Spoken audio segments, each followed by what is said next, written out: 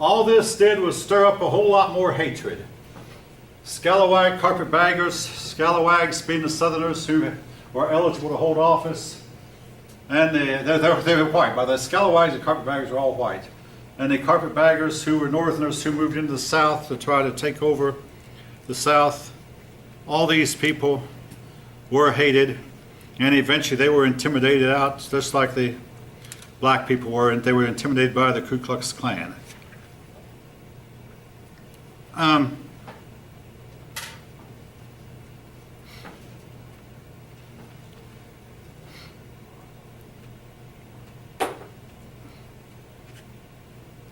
When the former Southern states ratified the 14th Amendment, they were brought back into the Union, and most of the states that left the Union were back in by 1867.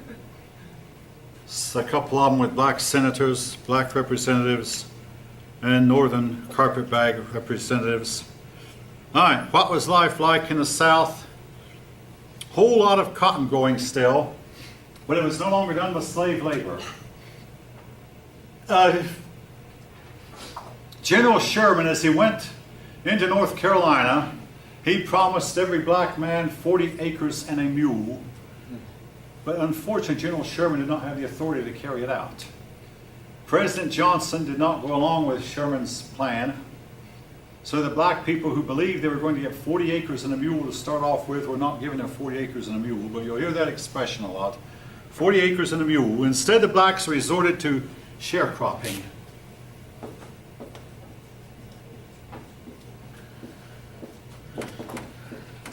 Sharecropping is where a whole lot of black people would get together, several families, and they would farm one big, huge field of mostly cotton, and they would share the profits from the sharecropping. Now, this type of farming folk is guaranteed to not make one rich. Even though if any of us were living in the South at that time, we'd probably done the same thing. People cannot work as a team as effectively as individuals can work by themselves. So the concept of sharecropping was somewhat socialistic at best. But now, but it was helping them to survive, right? What's that? For them to live together, it helped them to survive. They had to do that. It's what they had to do. They had to stay together, yeah, and they had to. But it did not get any of them wealthy. But it was, in this case, it was the only thing practical that they could do. So they practiced sharecropping, harvested, and then divided up the harvest among them, and waited till springtime next year, planted more cotton, and sharecropped again. Now, after Johnson's term was over, Ulysses Grant became president. Grant will go down in history as one of the worst presidents we've had, or used to anyway. I thought this was going to happen again after World War I and after World War II. The period after a big war is usually followed by a period of low public morality. The war brings people together who otherwise would not get together, and sometimes you are forced to hang around with a bad crowd. You learn bad ways, so you decide that, hey, everybody else is doing it, everybody else is getting away with it, why don't I? So public morality became quite low after the Civil War, and it was to repeat itself after both World Wars I and World War II. And Grant just happened to be in office during that time, even though he himself was not personally corrupt. But he surrounded himself with people who were. The only thing Grant did in life that ever actually worked was be a military man. During the Mexican War, he worked his way up the ranks fairly fast, did not get up to general, but he worked his way through the ranks very fast. Then after the Mexican War was over, he failed in business, even with his father's help. During the Civil War, he got to be the top general in the Army. And when the Civil War was over, he got to be President of the United States. He was not a good administrator, but he also had a very severe, weak judgment of character. He trusted men who did not return that trust. And the result was he surrounded himself with some bad men, and we had one scandal after another. Particularly, and I hope this is something that you're going to run into, if you study the presidents, most presidents who were re-elected had a terrible time in their second term. Now, James Monroe was an exception, but George Washington had a worse time in his second term. Thomas Jefferson had a big economic downturn in his second term, and he did not really handle the war in Europe very well, tried to remain neutral. But he had a turbulent time in his second term. So did Madison. Abraham Lincoln was shot dead early in his second term. And Grant, most of the scandals that I talk about occurred in his second term. One scandal after another. Credit Mobilier salary grab. Oh yeah, I want to mention the salary grab scandal. Members of Congress can vote themselves a raise any time if they all agree to it. Not individually. I mean, but what I'm saying is, if you can talk to your fellow congressman, hey, we ought to have a raise, and get them to agree to it, and members of both houses vote for a raise, if the president signs it, these men get a raise. Well, the salary grab was where the members of Congress not only voted themselves a raise at the end of the term, but they said we want to get back pay for the whole term that is just coming to a close. Oh, isn't that a great way to live? You vote, if you could get your buddies to agree to it, that is. You could vote yourself. It was called a salary grab, grabbing public money. It created a scandal and got a whole lot of these congressmen turned out of office.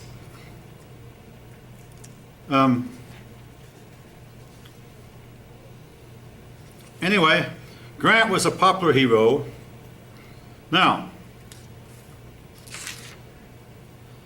and of course he was able to get elected 2 times, and he later ran, he didn't run for a 3rd term after his second term expired. He later ran for a 3rd term, but did not get it. But again, he was popular. Now, there was one other thing Grant did. Yeah. So he only made it as far as sergeant, right? In the military. Anywhere? In military, he only made it as far as the rank of sergeant, or No, Grant made it to general? 3-star general, which was the highest rank. He was the #1 general in the Union Army. He was over all the other generals. He was tops. And yeah, he was the #1.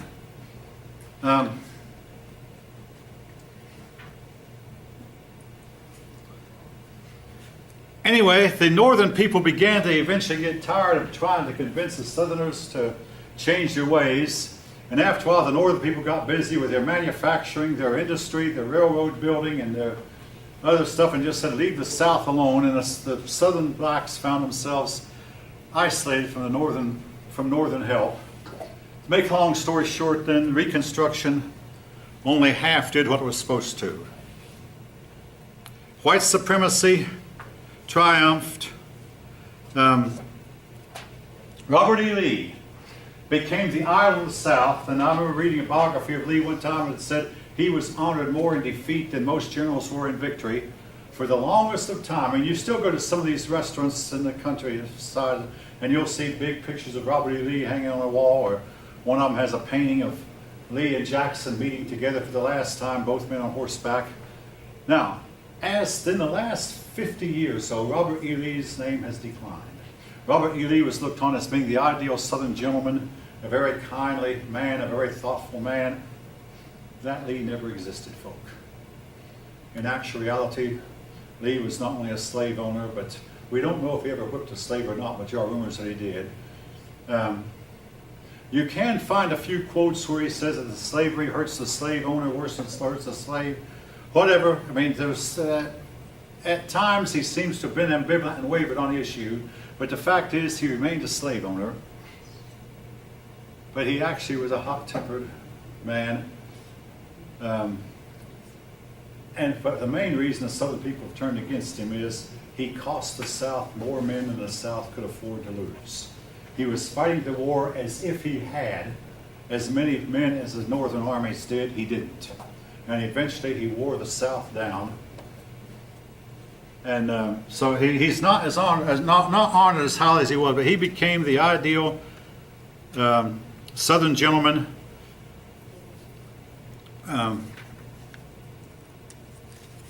Now, the Northern people began to get tired of trying to reconstruct the South.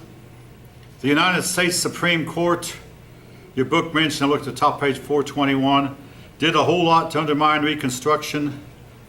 The court issued a whole series. It wasn't just the one that overturned, that undermined the 15th Amendment. Oh yeah, while I'm on a 15-minute, I must say this too about the literacy test. The blacks were once given a literacy test in Chinese. This actually happened, and one black man said, "Can you read?" He said, "Yeah, sure, I can read it." "Oh, you can?" What it said? It says, "There won't be very many blacks voting on election day."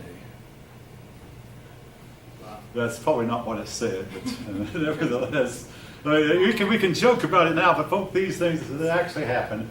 The poll tax, so yeah, most blacks were too poor to afford it. This guaranteed not only that blacks wouldn't vote, but pretty much guaranteed that a lot of your poor white people wouldn't vote either. So the poll tax was finally outlawed. I'm not going to give Kennedy credit for it, except that it happened during his administration. But when the poll tax finally passed, got its 3/4 of the states, it had already been declared illegal by a Supreme Court decision. The Supreme Court in the 1950s was much different from the Supreme Court in the 1870s. Much different. All right. White supremacy triumphed, and for the next 100 years, the South was to remain white supremacist, with blacks not being allowed to vote.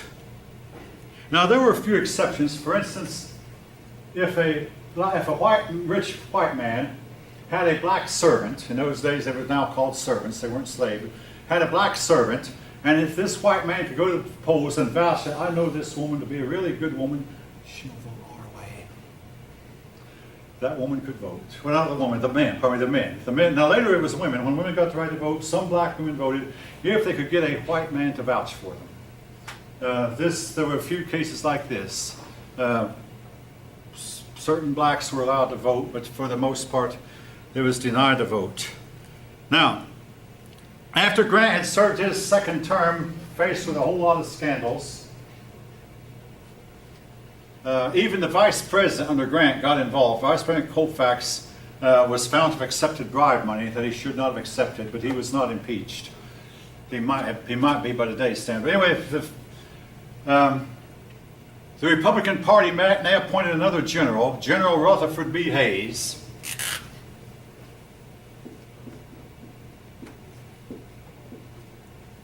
Now, for the next 3 presidents after Johnson were all generals: Grant, Hayes, and Garfield. One after another. Anyway, the Republican Party had won with a general in 1868 and 1872. So in 1876, they appointed a general named Hayes. Now, the election of Hayes was talked about a lot in the year 2000. Some of you might be old enough to remember that the election of 2000, that was the year I first started teaching here, but the election of 2000 was a disputed election. When it was over with, nobody knew if Bush had won or if Gore had won. Well, the election of Hayes in 1876 was the same way. Southern votes, some of the Southern votes went to Hayes and some went to Tilden. And to this day, historians do not agree, did the disputed votes belong to Hayes or Tilden? When there's no results in the Electoral College, then the election goes to the House of Representatives. Now, I'm going to make a long story short here, but the House of Representatives finally decided to choose Hayes over Tilden if, and this was the big if Hayes would promise to remove all the federal troops from the South that had been put there by Johnson and Grant, and Lincoln too, for that matter. Hayes agreed to this. The Congress agreed to it. So then the Congress voted, House of Representatives, not the Congress, but the House of Representatives voted to make Hayes the president. When Hayes became president, his first official act was to remove all federal troops from the South. This was the end of Reconstruction. And Reconstruction, again, they left Reconstruction where it was, with blacks being second-class citizens, with blacks being denied their citizenship rights, with blacks not being allowed to hold office, not being allowed to vote, not being allowed to serve on juries, and oftentimes not being able to redress their grievances in court. And if a black man were lynched, much too often, the white man who did it was never punished. This was to go on for many generations afterward.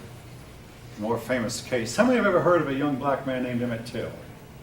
Yes. Okay, Emmett Till whistled, 3 of you, whistled at a white woman in Mississippi. Well, Emmett Till was from Chicago, but he had relatives living in Mississippi, because in those days a lot of blacks in Mississippi moved north. He went down and they told him, "You got to be careful here." He whistled at a white woman anyway, who was a white married woman. He was killed. The men who did it later confessed, but nevertheless, the jury exonerated them, found them not guilty. The case went up to President Eisenhower. I mean, this case got attention worldwide. Both sides, the Atlantic, both sides Pacific, watched it. The case went all the way to Eisenhower. I mean, they passed up the Attorney General, and the Attorney General passed the buck to Eisenhower. Eisenhower decided we're not going to pursue it further. So that case ended, but that was and the men who did it later confessed. But if this was not untypical of what was going on in the South during this time. So the Reconstruction was over with Hayes. Now, I want to say this about Hayes' administration. Hayes was a good, upright, honest man, but one history book read put it this way: except for his removing the federal troops from the South, nothing earth-shaking happened during Hayes' 4 years.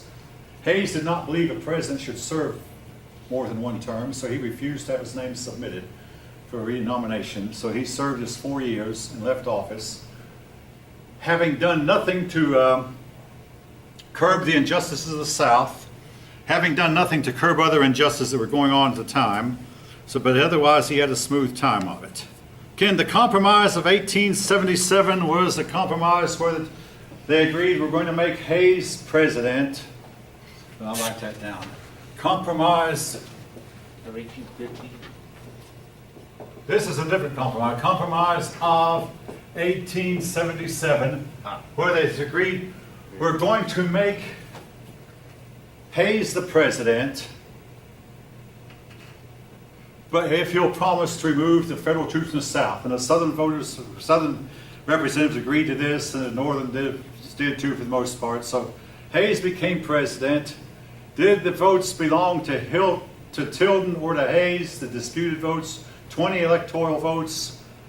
To this day, we don't know. Now, to make sure that didn't happen again, today, the returns that bear the governor's signature are their official returns. But in those days, I mean, again, this was when the telephone had not yet, well, the telephone had been invented the year before, but was not in widespread use. Communication was slow, and there were several sets of returns sent. But, and some of the returns showed Hayes to be the winner in those states, and some showed Tilden. But today, the official returns are the ones that bear the governor's signature.